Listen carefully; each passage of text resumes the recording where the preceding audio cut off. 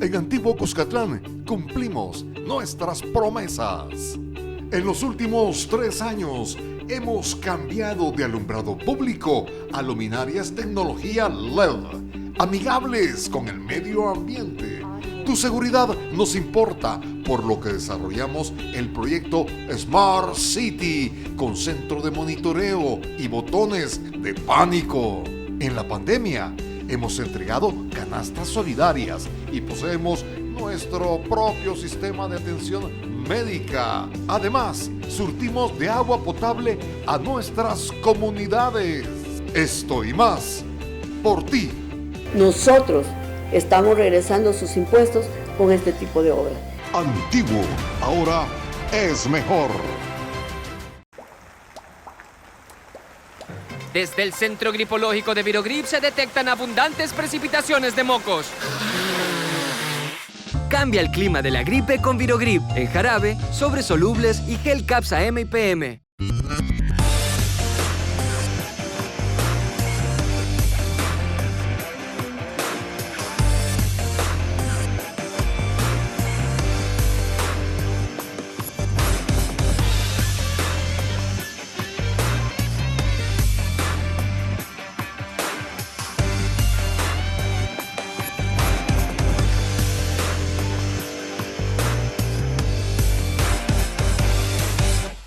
Hola, ¿qué tal amigos televidentes? ¿Cómo se encuentran en este inicio de la semana, lunes 7 de junio? Bienvenidos a nuestra señal positiva de Canal 8 Ágape. Recuerde que esta es una producción de medios. Bien, usted supo de la primera encuesta de las universidades a cargo del YUDOP, del Instituto de Opinión Pública de la UCA. Pues bien, hablaremos de eso y un poco más, ¿verdad? Tenemos a los entendidos en esta situación. Me refiero a Laura Andrade, que es la directora del YUDOP, del Instituto de Opinión Pública de la UCA. ¿Qué tal, Laura? ¿Cómo está? Qué gusto me da saludarle. Muchísimas gracias por la invitación y un saludo a toda la audiencia. Un gusto tenerla por primera vez por acá. Así es, Ojalá gracias. se repita, ¿verdad? Y con nosotros también, amigos televidentes, me complace en decirle que nos va a acompañar el padre Andrew Oliva, es el rector de la Universidad Centroamericana José Simeón Cañas. Padre, ¿qué tal? ¿Cómo está? Gracias por el espaldarazo de siempre. No, muchas gracias, gracias por la invitación y gracias por la oportunidad de poder compartir con la audiencia del Canal 8 Ágape los resultados de esta importante encuesta de evaluación del segundo año del gobierno del presidente Nayib Bukele. Interesante. Pero si usted me lo permite, padre Andrew Oliva y Laurita Andrade, yo quisiera hacerles una consulta antes que entremos a lo de las encuestas, padre, porque tenemos algo que la encuesta quizás no logró, ¿verdad?, consultar por los motivos de tiempo, ¿verdad? Pero sí es necesario que, padre, consultarle a usted qué opina sobre la ruptura que ha tenido el gobierno del presidente Nayib Bukele con las CICIES, una instancia que iba contra la impunidad acá en El Salvador y que el mismo presidente Bukele, pues él la trajo aquí al país para combatir la corrupción. Pero esto se ha roto. La opinión, ¿cómo ve usted esto? Yo creo que es lamentable que se haya dado esta ruptura, pero es muy claro que esa ruptura iba a darse de un momento a otro si realmente la CICIES hacía el trabajo que le correspondía hacer. La CICIES es una comisión para investigar la impunidad y la corrupción en El Salvador. Entonces, vamos viendo desde hace ya varios meses que este gobierno no está exento de corrupción, todo lo contrario, y más bien el combate a la pandemia COVID-19 ha sido un medio para permitir y que crezca la corrupción en este gobierno. Entonces, la CICIES, cumpliendo el mandato que el mismo presidente pidió y el convenio establecido entre la Organización de Estados Americanos y el gobierno de El Salvador, ha estado investigando acerca de la corrupción en nuestro país y en el gobierno.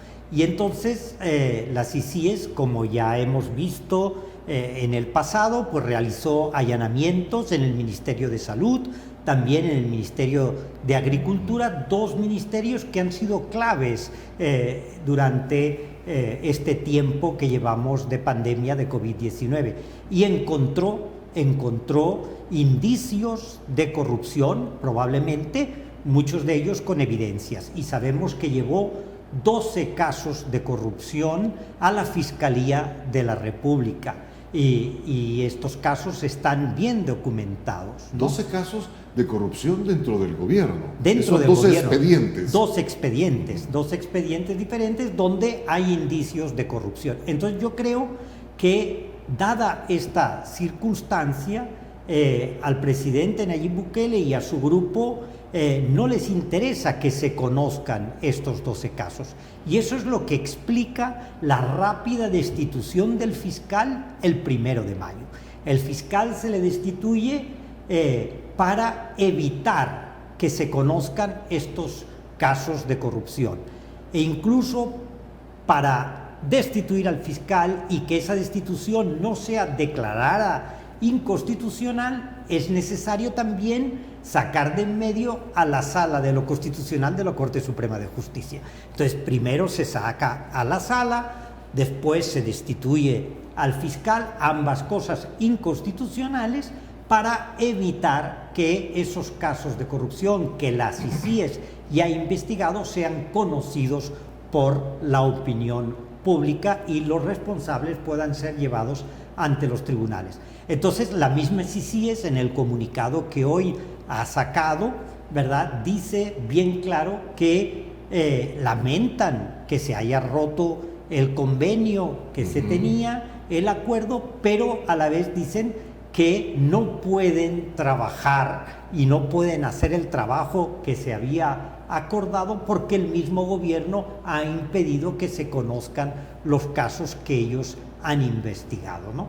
Entonces yo creo que esta ruptura tenía que venir porque el gobierno de Nayib Bukele es un gobierno que, en contra de lo que se nos prometió de ser un gobierno en el que no iba a haber corrupción, en el que se iba a luchar contra la corrupción, incluso recuerdo que en una de las primeras cadenas del presidente Nayib Bukele alrededor de la pandemia del COVID-19, él dijo que si habían casos de corrupción, él mismo se encargaría de llevarlos ante la justicia, cuando ha sido todo lo contrario.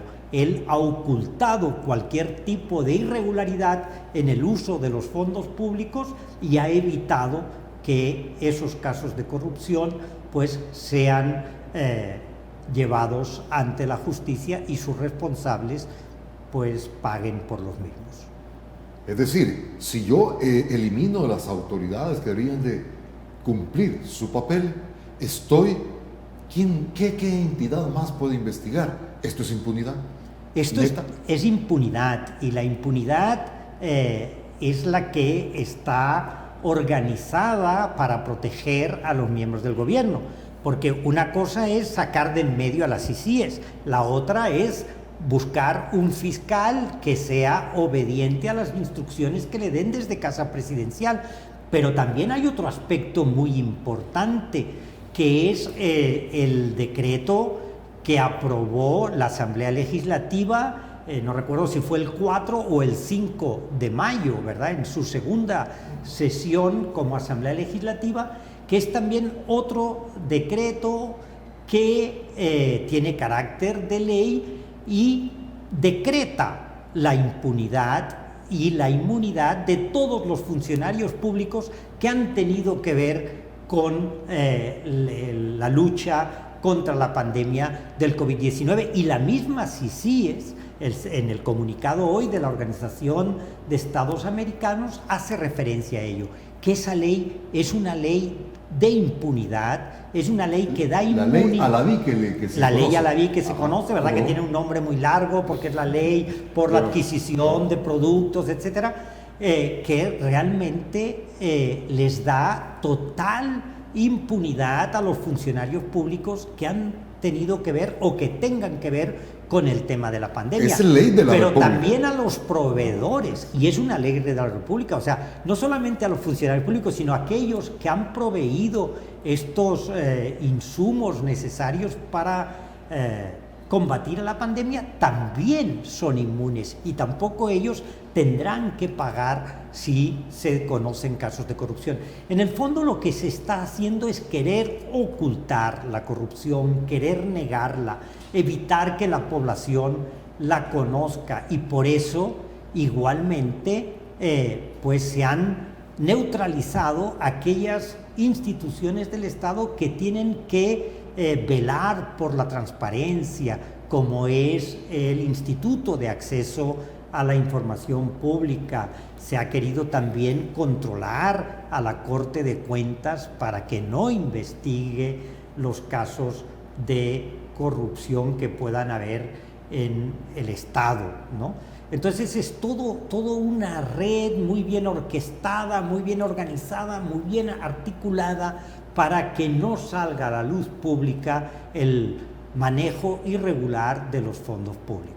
No hay manera, entonces, teniendo una ley, padre, y teniendo la eliminación de las CECIES, no hay cómo investigar entonces al gobierno. Nadie va a poder hacerlo. Se puede investigar y ¿cómo? Siempre hay medios, ¿verdad? Yo creo que allí sabemos que los medios de comunicación y el periodismo de investigación es un organismo, digamos, o un medio muy útil para investigar estos casos. Pero son mínimos esos medios. Es poco, pero es importante, ¿verdad? Y también a ellos se los quiere callar, ¿verdad? También a ellos quieren, pues de alguna manera, taparles la boca e impedir que investiguen. Pero está la Corte de Cuentas. La Corte de Cuentas tiene la obligación de investigar. Pero no les entregan la documentación, estaba argumentando la Corte de Cuentas. Así es. Que no les dejan hacer su trabajo. Tienen que entregársela, ¿verdad? Y también, pues, la sociedad civil tiene que ejercer esa función tan importante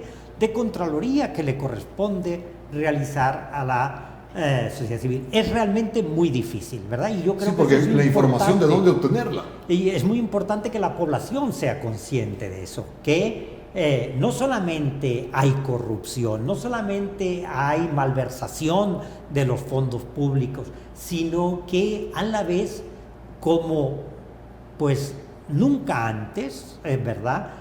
Se ha puesto un veto a la investigación sobre el uso de los fondos públicos y se está impidiendo esta investigación y se está negando información que la ciudadanía tiene derecho a tener sobre muchas cosas en el país. Se ha puesto reserva sobre el tema de las vacunas, se ha puesto reserva sobre el plan de control territorial, se ha puesto reserva sobre el Hospital El Salvador, se pone reserva también sobre programas de educación, ¿verdad?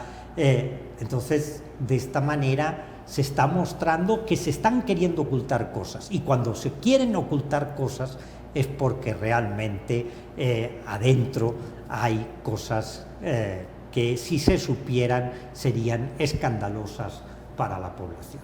Bien, vamos amigos televidentes al siguiente espacio. Tengo unos mensajes que son para usted. Yo ya vuelvo con el padre Andrew Oliva y también con Laura Andrade, que es la directora del Judo.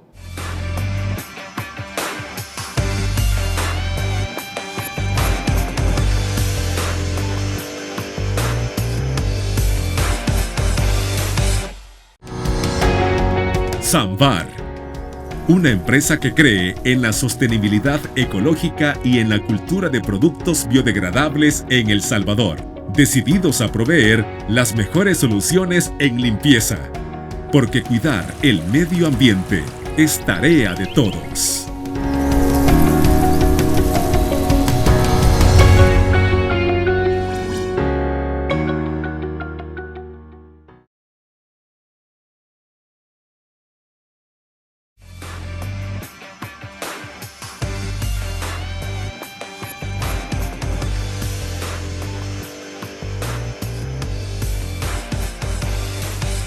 Sigamos conversando, amigos televidentes, a esta hora de la noche con las autoridades de la Universidad José Simeón Cañas, el rector Andrew Oliva y la directora ejecutiva del Instituto de Opinión Pública, para entrar de lleno a lo que es la encuesta, que es muy llamativa. También le preguntamos al padre Oliva qué le parece la eliminación del sector privado en las autónomas del gobierno, una resolución, una orden que dio el presidente Bukele también la semana pasada, y creo que no la comprende su encuesta, padre. No la comprende, no preguntamos sobre eso porque no había pasado todavía. Nuestra encuesta terminó el 24 de mayo, ¿verdad? Y todo eso ha ocurrido posteriormente. Bueno, yo creo que es una manera más de que el gobierno quiera quitar de en medio aquellos organismos que pueden hacer algún tipo de contraloría. Sin duda que la participación de la empresa privada en los entes autónomos pues podía tener un efecto contralor sobre los mismos, y que pues el funcionamiento de los entes autónomos pues fuera conocido también del sector privado. Yo creo que se aduce a algo que puede tener alguna razón, y es que la participación del sector privado estaba con el nombre de la ANEP, la Asociación Nacional de Empresarios del Salvador, y que se quiere abrir a la participación de otros grupos o gremios empresariales. Si eso hubiera sido así, hubiera sido bueno, creo yo, porque no solamente debe ser un gremio el que participe representando al sector privado, pero la verdad es que lo que se ha hecho es darle a la ministra de Economía, en la mayoría de los casos, o a otros ministros, decidir quién es que va a ocupar este puesto en las juntas directivas de los entes autónomos. En el fondo, entonces, es poner a un elemento más afín al gobierno en las juntas directivas de los entes autónomos o de algunas instituciones descentralizadas. Hay que leer esto primero como un intento logrado, en este caso, de mayor control del gobierno, de todas las instancias públicas, y por otro lado también pues como parte del conflicto que hay entre el presidente Nayib Bukele y la Asociación Nacional de la Empresa Privada en El Salvador. Pues muy bien, vamos a entrar entonces. Laurita, yo le consulto a usted, Laura Andrade, luego que el padre ha dicho todos estos aspectos, ¿cómo es que ha logrado tanta popularidad entonces el gobierno del presidente Bukele?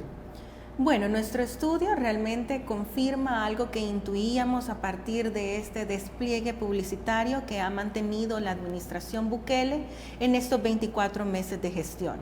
En primer lugar, vemos como la población salvadoreña identifica mayoritariamente como el logro de esta administración el manejo de la pandemia por coronavirus. Más de la quinta parte de la población salvadoreña sostiene que este es el principal logro al cierre del segundo año de la presidencia.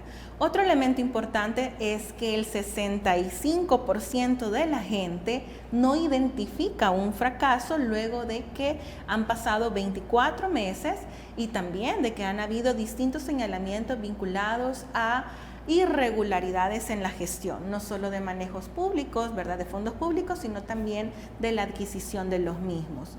En términos generales, vemos que hay una evaluación favorable de parte de la ciudadanía.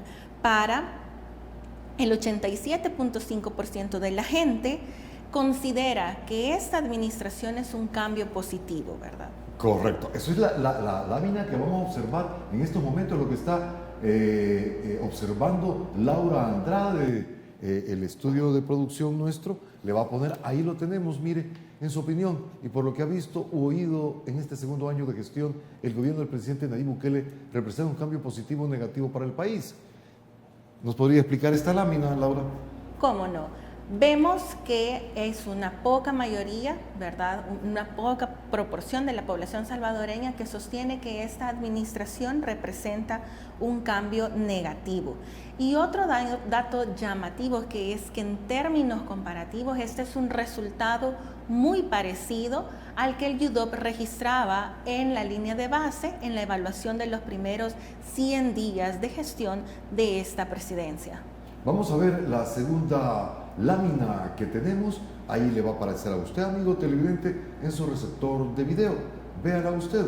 han pasado 2 años desde que Nayib Bukele asumió la presidencia de la República. ¿Cree usted que su gobierno está haciendo bien las cosas o que las está haciendo mal? Laura. Sí, por supuesto. Vemos que 8 de cada 10 salvadoreños sostiene que esta administración, al cierre del segundo año, está haciendo bien las cosas. Y aquí hay varios elementos importantes que están vinculados con una serie de medidas que la gestión Bukele ha adoptado a lo largo desde que inició la pandemia por coronavirus y que ha mantenido hasta el momento.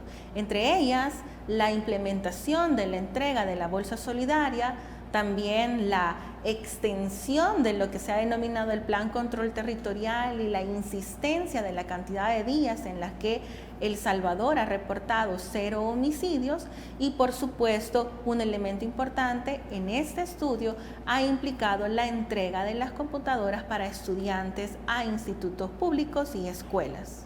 Muy bien, veamos entonces la siguiente. Qué bien explicado, muchas gracias, Laura. Vamos a ver la siguiente lámina, que esta es una de las principales que podemos observar. Se la dejo total para que usted la lea. Bueno, este es uno de los indicadores de evaluación del trabajo del presidente y podemos señalar varias cosas. Este es la evaluación del desempeño en su trabajo al cierre de este año. Y vemos cómo 9 de cada 10 salvadoreños opina que ha realizado un buen o un muy buen desempeño al cierre de estos 24 meses. Otro indicador importante ha sido la evaluación. La evaluación nosotros la hemos medido a partir de consultarle a la gente qué nota le daría al presidente de la República en una escala de 0 a 10, donde 0 es la peor nota y 10 la mejor. Y vemos como en esta oportunidad, muy similar, el presidente de la República obtiene una calificación de 8.70 en este periodo. ¿No le parece una muy buena nota? En realidad es una nota bastante favorable. Lo mismo sucede con la calificación que ha recibido el gobierno central, ¿verdad? El gobierno del presidente recibe una nota de 8.51 y en este caso también es importante señalar que en términos comparativos es una nota superior a la que se registró en el YUDOP en su primer año de gestión, ¿verdad? Un periodo muy interesante porque recibió un 7.6 en el momento en el que nos encontrábamos en un periodo de cuarentena obligatoria, pero también es una nota superior a la que registró el YUDOP en sus primeros 100 días de gobierno. Bien, tenemos más láminas, amigos televidentes, nos quedamos pendientes. Siga con nosotros porque vamos a ver más láminas referente a la encuesta que hizo el YUDOP, el Instituto de Opinión Pública de la Universidad José Simeón Cañas, UCA. Estos mensajes son para usted.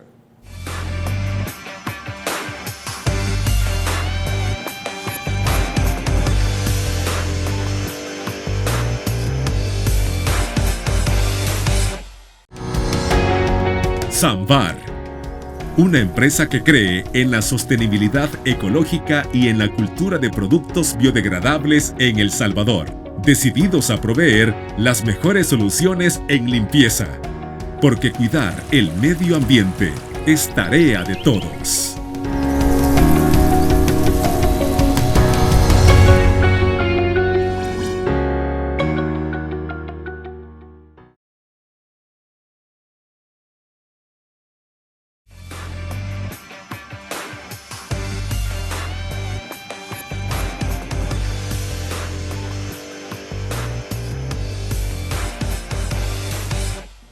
Sigamos conversando, amigos televidentes. Tenemos la otra lámina para que Laura Andrade, que es la directora del YUDOP, nos va a explicar la siguiente lámina. Esta es muy llamativa.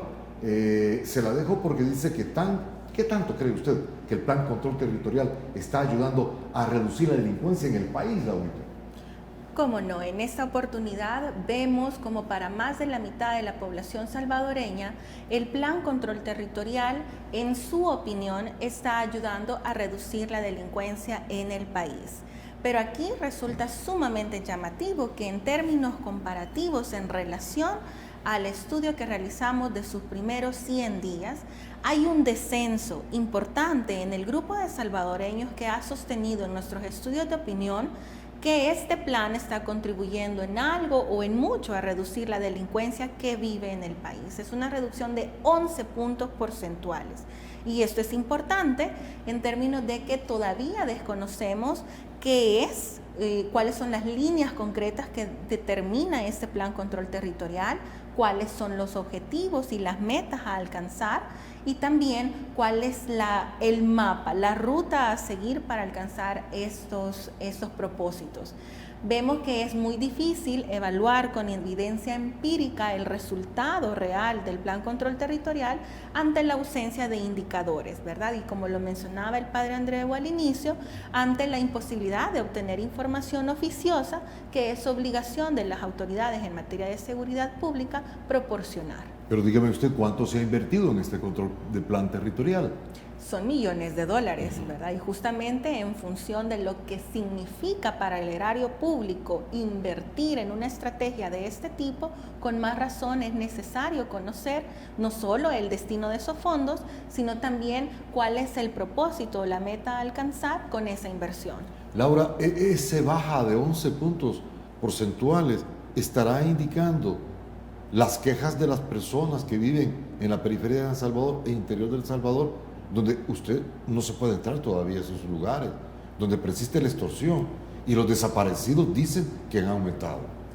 Aquí hay un factor muy importante que revela este estudio de opinión y está vinculado con la proporción de personas que declara que tiene conocimiento o que consume con alguna frecuencia la información que difunde el presidente de la República y su administración. 9 de cada 10 salvadoreños afirmó en nuestra investigación que tiene conocimiento de esa información, y esto obviamente radica en un despliegue comunicacional y publicitario, ¿verdad?, de pequeñas estrategias o pequeños logros, podríamos denominar, en términos de seguridad. Reconocemos que es importante que en el país hayan días en los que no hay homicidios, pero el gobierno tampoco nos está diciendo cuál es el comportamiento de otros tipos delincuenciales que también afectan directamente las condiciones de vida de los salvadoreños, entre ellos la extorsión, las amenazas y obviamente las limitaciones a la libertad en torno a el control de los territorios, una situación que justamente la legislación anterior había regulado porque veían que había una tipificación penal que limitaba ciertos derechos y libertades de circulación de la población salvadoreña. Es decir, ¿aún persiste que tienen datos si ha aumentado la extorsión y las desapariciones? No, en esta oportunidad lo único que sondeamos fue justamente la victimización directa declarada por los entrevistados. Es llamativo, sí, que el 6% de la población salvadoreña diga que fue víctima de un hecho delincuencial, porque en términos comparativos vuelve a ser un porcentaje mucho menor en relación a estudios realizados al cierre de 2020 y 2019. Pero lo que sí es importante mencionar que en esta investigación siempre se mantienen los delitos patrimoniales en primera posición, los robos con arma armada, los hurtos, etcétera. Pero también estamos encontrando entre la población que declaró haber sido víctima de un hecho delincuencial hechos o tipificaciones relacionadas con la pérdida de un familiar por homicidios y también la preocupación de que persiste en alguna medida hechos relacionados con el abuso de autoridad de parte de agentes de seguridad. Y aquí, en términos de la victimización, sí es importante señalar que nuestro estudio tiene limitantes, ¿verdad? Una de las limitantes es la inhibición de la gente a declarar un hecho delicado, ¿verdad?, frente a un extraño en un entorno que probablemente no ofrece las condiciones de seguridad, ¿verdad? Y justamente son estos territorios en los que hay más control por pandillas, en los que podemos advertir este tipo de inhibición en mayor medida. En cuanto a la victimización, la gente está consciente de los desaparecidos. Este es un hecho que ha sido reportado dentro del porcentaje que declaró haber sido víctima de un hecho delincuencial. Me está diciendo que son 9 de cada 10 salvadoreños que han sufrido esto. No, 6 de cada 100. 6 de cada 100. Es una cifra baja, ¿verdad?, llamativa. Ahora bien, padre, ¿Cómo podemos? Fíjese todo lo que nos ha dicho Laura Andrade, y me imagino que ahí en el hogar suyo, amigo televidente, usted está preguntando, ¿cómo es posible que los números alienten la gestión gubernamental cuando se hacen observaciones de este tipo? ¿Cómo podemos entrelazar esto? Yo creo que por un lado la encuesta también arroja lo importante que es la figura del presidente Nayib Bukele para la población. Hay una gran confianza en su persona, en su figura. Él sale mejor evaluado que su gobierno, ¿verdad? Y él tiene mejor nota que el gobierno, pero hay aspectos que cuando se le pregunta a la población sobre qué piensa, por ejemplo, de si es bueno ocultar los datos que permitirían conocer si hay corrupción o no, la población mayoritariamente dice que no está de acuerdo, ¿verdad?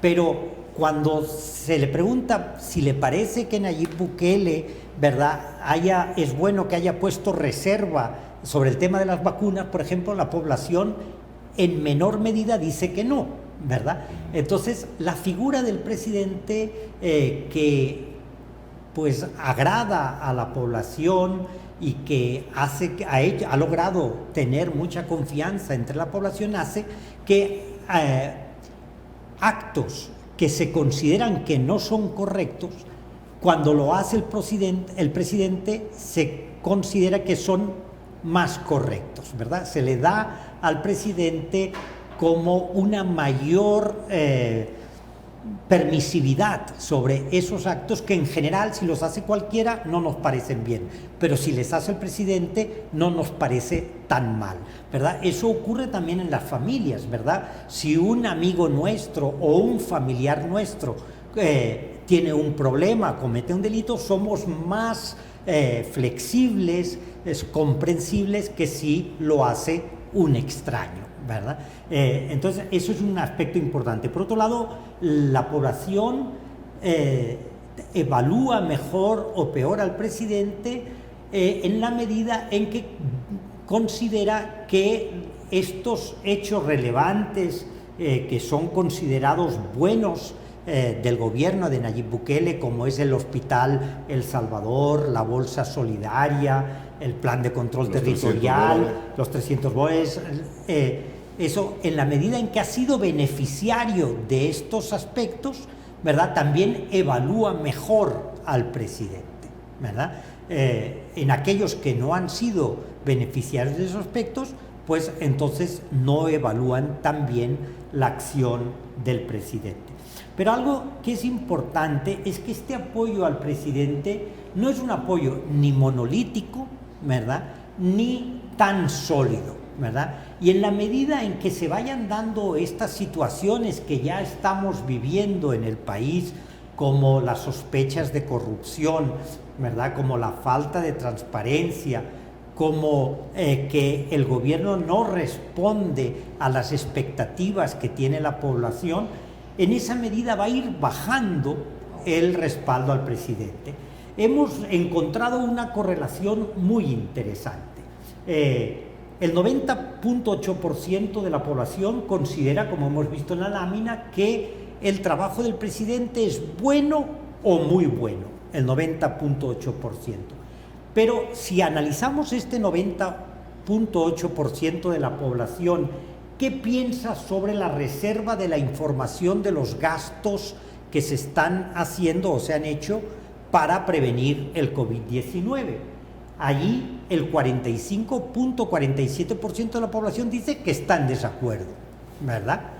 O si se le pregunta si está de acuerdo en que el presidente contrate a familiares y amigos para puestos en el gobierno, el 51.45% dice que está en desacuerdo, ¿verdad?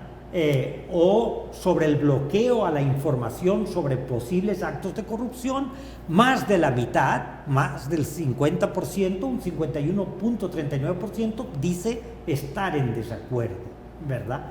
Entonces vemos que hay cosas del presidente que la población no aprueba, ¿verdad? Y más de la mitad de la población no lo aprueba, ¿no?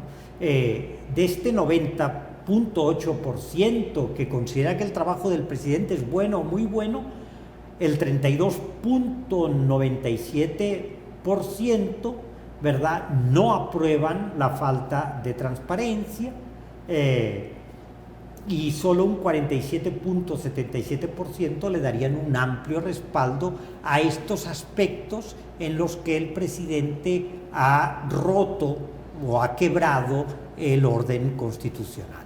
Perfecto, vamos al siguiente espacio, amigos televidentes, porque tengo unas sugerencias que a usted le van a interesar. Vea.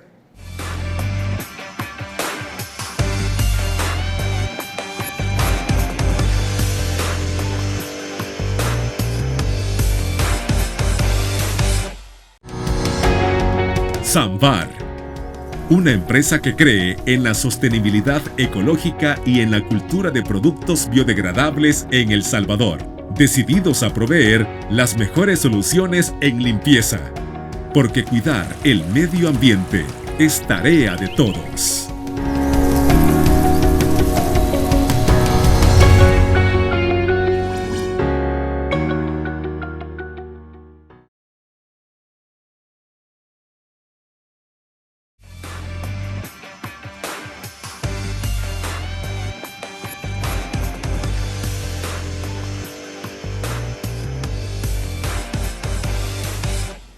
Sigamos conversando, amigos televidentes, con las autoridades de la Universidad José Simeón Cañas. Laurita Andrade, ¿qué más tiene esta encuesta, leyéndola, que la población, como dijo anteriormente el padre Andreu Oliva, no está de acuerdo con el presidente Bukele? Sí, justamente el análisis bivariado que hemos realizado nos ha permitido identificar que hay diferencias estadísticamente significativas entre los grupos de personas que consideran que las principales políticas que mencionaba el padre Andreu, como la entrega de la bolsa, la habilitación del Hospital El Salvador y el Plan Control Territorial en términos de la reducción a la delincuencia y la entrega de las computadoras, representan variaciones significativas. Por ejemplo, en el caso de aquellos que consideran que el Plan Control Territorial está ayudando en mucho a reducir la delincuencia en el país, le brindan una calificación al presidente de 9.51. En contrasentido, vemos que aquellos que consideran que el Plan Control Territorial no está ayudando a reducir la delincuencia, tienen o reportan una nota de 4.82, ¿verdad? Lo mismo sucede con la entrega a las computadoras que han recibido algunos estudiantes de entidades públicas. Mientras que entre el grupo de personas que considera que esta medida o esta política pública está ayudando en mucho a mejorar el acceso de la educación pública en el país, reportan una nota de 9.27, en contraposición a aquellos que consideran que eso no es una estrategia útil para el acceso a la educación, reportan una nota de 5.87. Y algo más, digamos, diferenciado lo podemos ubicar en el caso de las bolsas, ¿verdad? El 9 de cada 10 salvadoreños declaró en esta investigación haber recibido la bolsa solidaria entre enero y mayo, en el momento en el que se les realizó el estudio, se realizó este estudio. Vemos que entre aquellos que consideran que este beneficio está ayudando en mucho a mejorar la economía de la población salvadoreña, el presidente recibe una calificación de 9.42, mientras que aquellos que consideran que no mejora la situación económica de los salvadoreños reportan una nota de 4.6. Interesante, Laura, porque, es decir, en el contexto general de la encuesta del YUDOP, el presidente sale muy bien, al momento. Evidentemente, ¿verdad? Pero hay contrastes, como lo mencionó el padre Andreu, en donde vemos diferencias significativas entre los distintos grupos de la población. Padre Andreu, algo que llama la atención, que el presidente siempre dice, esta es voluntad del pueblo. Dijo también, no hay grupo de poder ya en nuestro país, sino el grupo de poder es el pueblo salvadoreño. es porque él se estará basando directamente en su popularidad. Él se basa en su popularidad, ¿verdad? Pero lo que hay que tener claro es que la popularidad o incluso el apoyo de la población que considere pues 9 de cada 10, ¿verdad?, que gobierna bien o muy bien o le pongan una nota superior a 6, eso no significa que estén respaldando todas las acciones del presidente, ¿verdad? En la población hay una concepción bien democrática y es interesante porque el 54.4% de la población considera que el presidente es autoritario, actúa con mano dura o no toma en cuenta a otros sectores para decidir las cosas, ¿verdad? Y esta población considera mayoritariamente, más del 60%, que en un sistema democrático debe tenerse en cuenta también aquellos que opinan diferente, ¿verdad? Eso es bien interesante ver que la población también no está tan de acuerdo en acciones como la destitución de los magistrados de la Sala de lo Constitucional, donde solamente aquel grupo que más apoya al presidente y que lo valora más, el que lo valora entre un 80 y un 100, digamos, ese grupo, un 75% está de acuerdo, pero el resto no están de acuerdo en esas actitudes. Entonces, hay que ir con cuidado y hay que entender cuál es la mentalidad o cómo el presidente entiende democracia, porque la democracia no es ser popular, la democracia no es solamente tener una buena evaluación. Esto es bueno para un gobernante que cuente con el apoyo del pueblo, ¿verdad? Pero no significa que eso le permite destruir los principios de una sociedad democrática y que tampoco significa que el pueblo esté de acuerdo en que se destruyan estos factores fundamentales de un sistema democrático. La población considera que hay derecho, por ejemplo, a hacer huelga, y lo considera el 60% de la población, que se tiene que tener en cuenta incluso aquellos que no apoyan al gobierno, ¿verdad? Que los minoritarios, los que también tienen derecho a opinar, ¿verdad?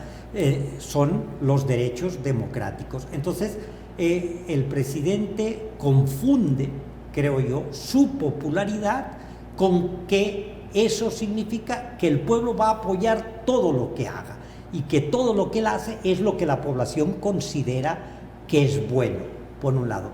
Y por otro lado, que eso le permite romper con los principios democráticos, porque la población muestra en nuestra encuesta, más del 60%, que para la población esos principios democráticos son importantes y deben respetarse. Bien, tengo un nuevo corte comercial, ya vuelvo.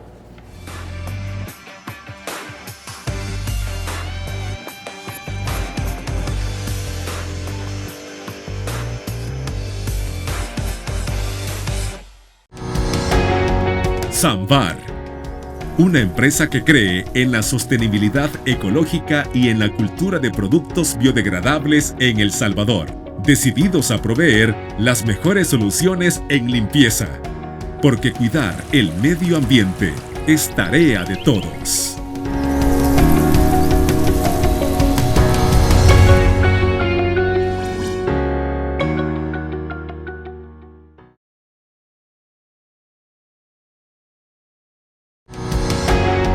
Samvar, una empresa que cree en la sostenibilidad ecológica y en la cultura de productos biodegradables en El Salvador, decididos a proveer las mejores soluciones en limpieza, porque cuidar el medio ambiente es tarea de todos.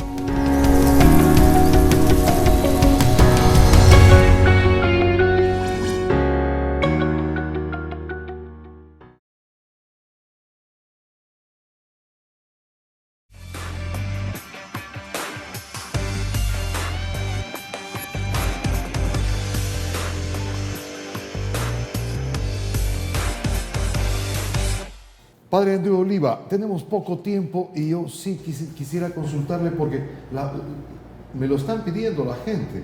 ¿Qué le parece el anuncio del presidente? Sé que usted no es economista, ¿verdad?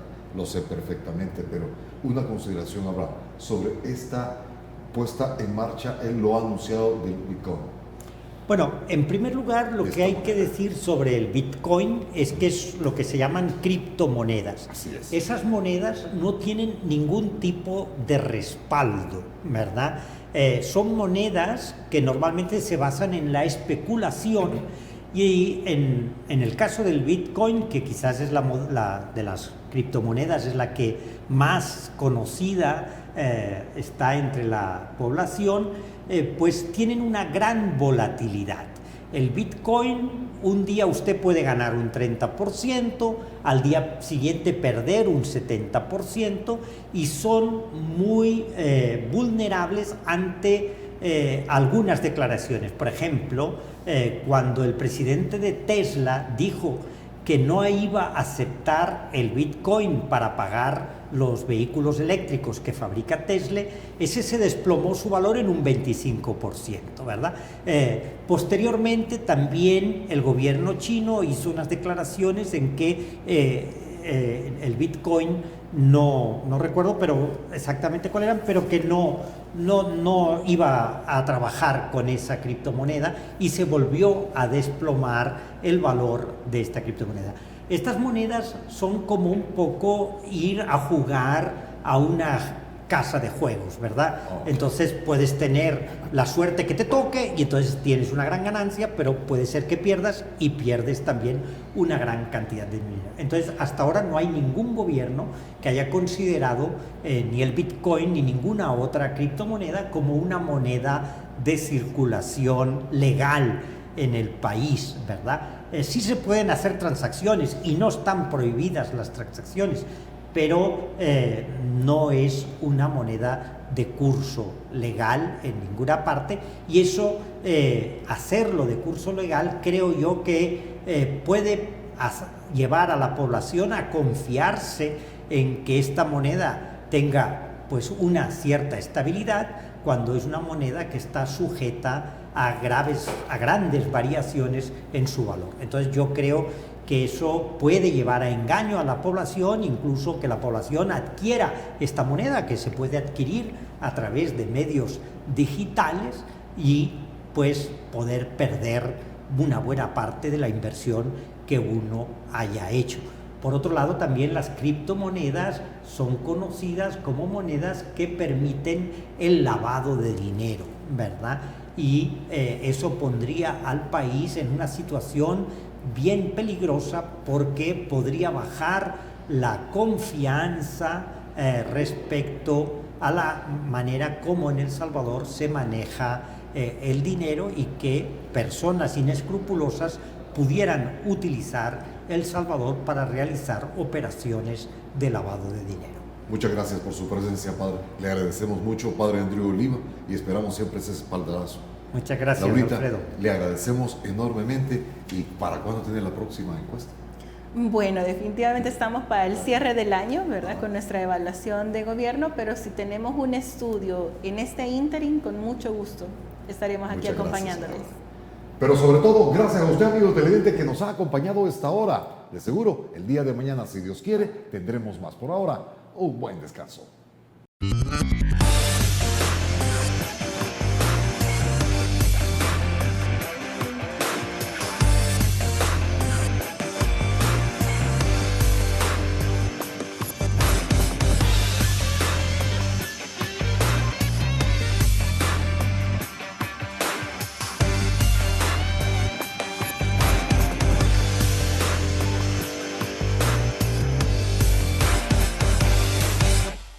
En Antiguo Cuscatlán cumplimos nuestras promesas.